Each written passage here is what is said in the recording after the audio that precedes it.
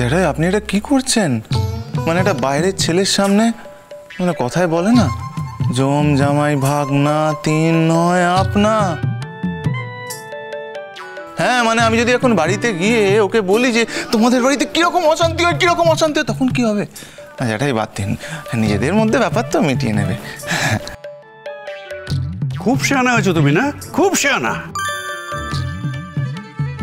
পটকা জেঠাই কিন্তু আমাকে শেয়ানা বলছে, আমার খুব কষ্ট হচ্ছে, মনে কষ্ট হচ্ছে আমার। বলো কিছু। হ্যাঁ বলবে তো, তুমি তো শেয়ানাগিরি করছো তো বর্দার মনটা ঘোরানোর জন্য। বলো না, এই তোমাদের নাটের গুরুটাকে বলো একটু গান গাইতে পারি বলে আমার কাছ থেকে কিভাবে টাকা খসায় তুমি জানো? এই তো এই আমি নাট বলছি, এই আমি গান বলছি। আমি আর কোনোদিন তোমার এই গানের ব্যাপারে থাকবো না। খুব তো বলেছিলাম আমি গান করবো। নিজে একা খেটে সমস্তটা অর্গানাইজ করলাম, লোকজন জড়ো করলাম, প্যাপো করে যাচ্ছিলে, অতক্ষণ দর্শকদের বসিয়ে রাখলাম। আর করবো না কোনোদিন। এবার তোমার নিজের সঙ্গীতানুষ্ঠান তুমি একা সামলাও। এত বড় কি আমার পাশে থাকবি না? সত্যি মেচকা, সত্যি তোমার সঙ্গে তাল দিয়ে আমরা সত্যি খুব ভুল করেছি। তুমি আমাদের সবার সামনে ফাঁসিয়ে দিচ্ছ সেই জন্য। আচ্ছা আমরা তো কেউ তোমার থেকে টাকাটা কেড়ে নিইনি, তুমি তো স্বইচ্ছে দিয়েছো টাকাটা, এখন সবার সামনে ফাঁসিয়ে দিচ্ছ তুমি আমাদের।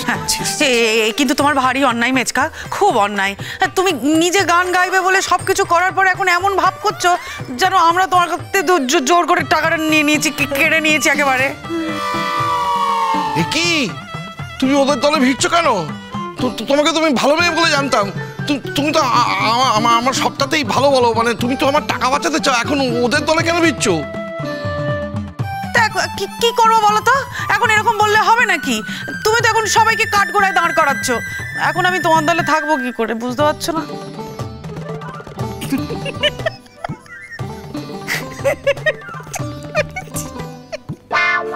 এই আর একজন বোকার মরণ, কিছু বোঝে না, কিছু জানে না, খালি হেসে যাচ্ছে, হ্যাঁ করে হেসে যাচ্ছে।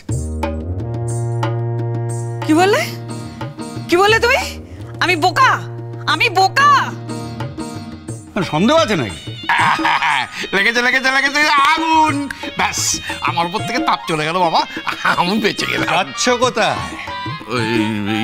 দাঁড়াও।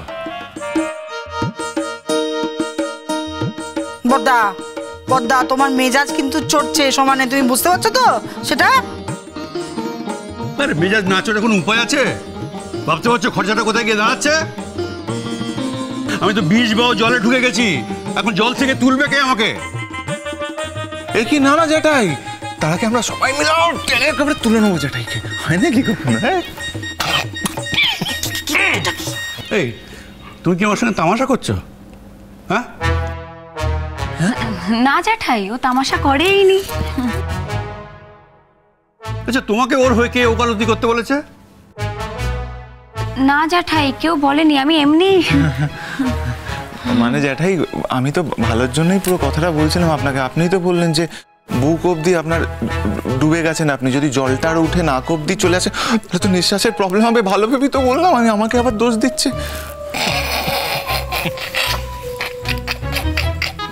আসছো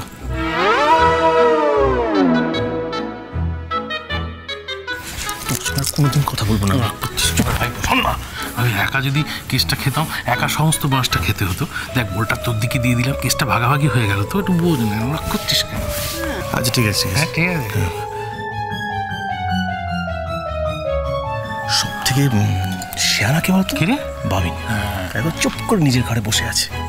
এদিকে ও কিন্তু অনুষ্ঠানও থাকলো, গান গাইলো, নাচলো, আনন্দ করলো, সবটা করলো। হ্যাঁ এখন চুপ করে বসে আছে।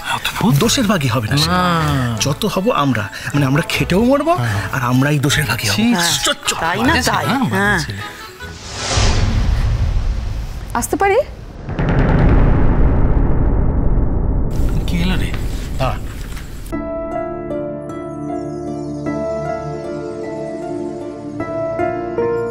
বড়দা, মেজদা, গুনগুনের মায়ের শেষে কি যাও?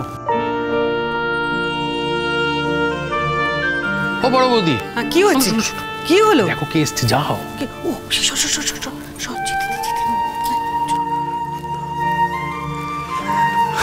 আসুন আসুন আসুন, আপনি একা এসছেন? এই পর্বটা মোটামুটি শেষ হলো। এই পর্বটাকে কি নাম দেওয়া যায় রে রিজু? আরণ্যক পর্ব। আরণ্যক কি পর্ব? ও তুমি বুঝবে না, তুমি তো বেশি দূর লেখাপড়া করোনি। আরণ্যক পর্ব। এই আমার লেখাপড়া নিয়ে না তুমি একদম খোঁটা দেবে না বলে দাও। আচ্ছা ঠিক আছে ঠিক আছে। এই বলছি ম্যাডাম কি একা এসছে নাকি আমাদের সুচিত্রা সেনও এসছে?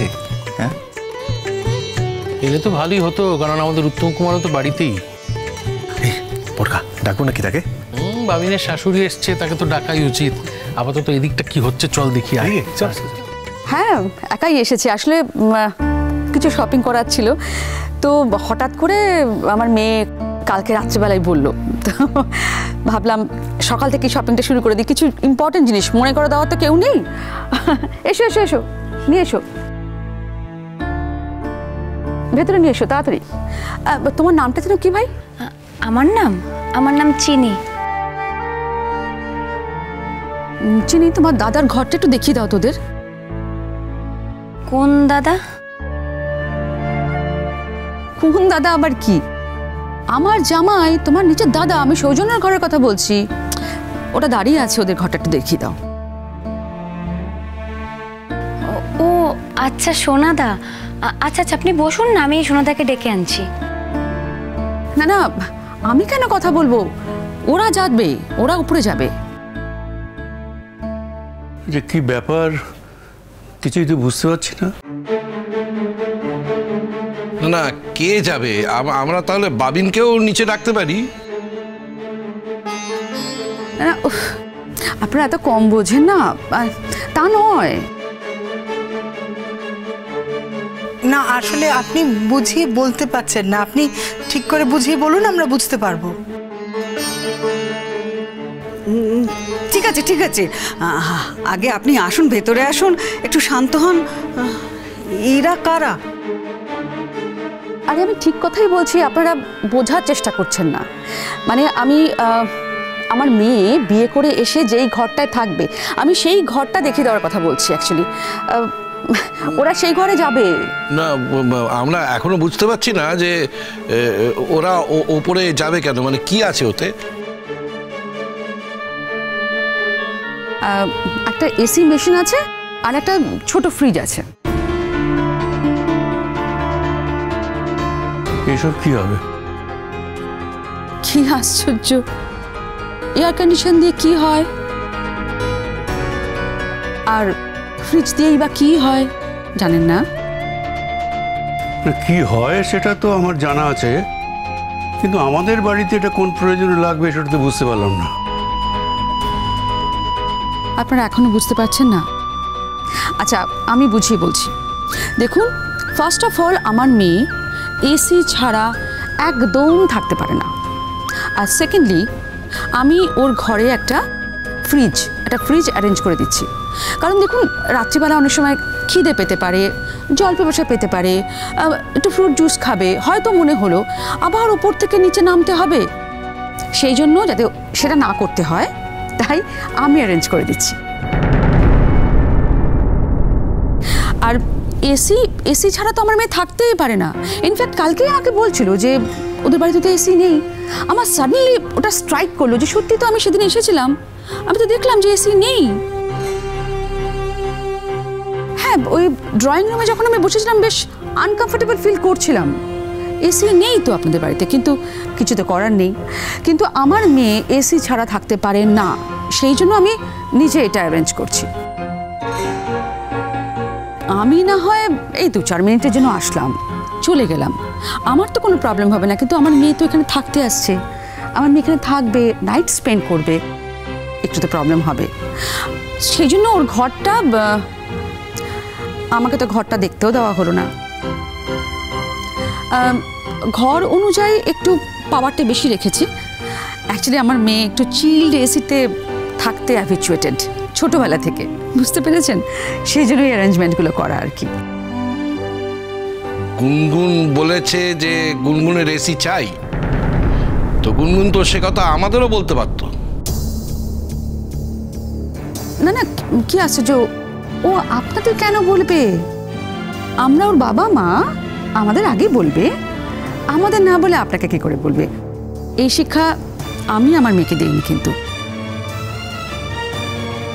আপনি যে কখনো আপনার মেয়েকে শিক্ষা দিয়েছেন আমরা তো সেটাই জানি না। যতদূর জানি গুনগুন আপনার ওখান থেকে 9 বছর বয়সে চলে এসেছিল, তারপর আপনার সঙ্গে বছরে 2 বছরে একবার যোগাযোগ হতো। শিক্ষাটা দিলেন কখন আপনি? What do mean? আমি কি মিন করছি আপনি বুঝতে পারছেন না? আমার ধারণা আপনি বুঝতে পারছেন। ফটকা প্লিজ ছেড়ে দাও। কি হচ্ছে কি? পাবিনের শাশুড়ি। দেখুন, শিক্ষা দেওয়ার জন্য আমার মনে হয় প্রতিদিন একসঙ্গে থাকার প্রয়োজন হয় না। আমাদের একটা ফ্যামিলি, কি যেন বলে ওয়ার্ডটা, হ্যাঁ, গরিমা আছে, একটা বংশের গরিমা আছে, আমাদের একটা স্ট্যাটাস আছে, একটা ঘরানা আছে। তো গুনগুন সেখান থেকেই শিখেছে। আর একটা কথা, গুনগুন কিন্তু নিজে জানে যে গুনগুনের মা সিম্পল হাউসওয়াইফ নয়, শি ইজ এ ডক্টর, একটা ইম্পর্টেন্ট কাজ করে।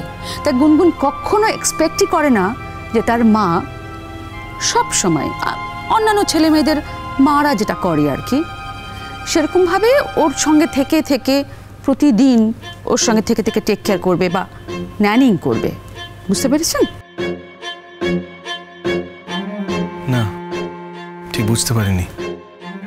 মানে আমাদের মায়েরাও আমাদের দেখভাল করেছেন, তাদের কখনো মনে হয়নি যে তারা ন্যানিং করেছেন। কিন্তু তোমাদের মারা তো হাউসওয়াইফ, কিছু তো করেন না।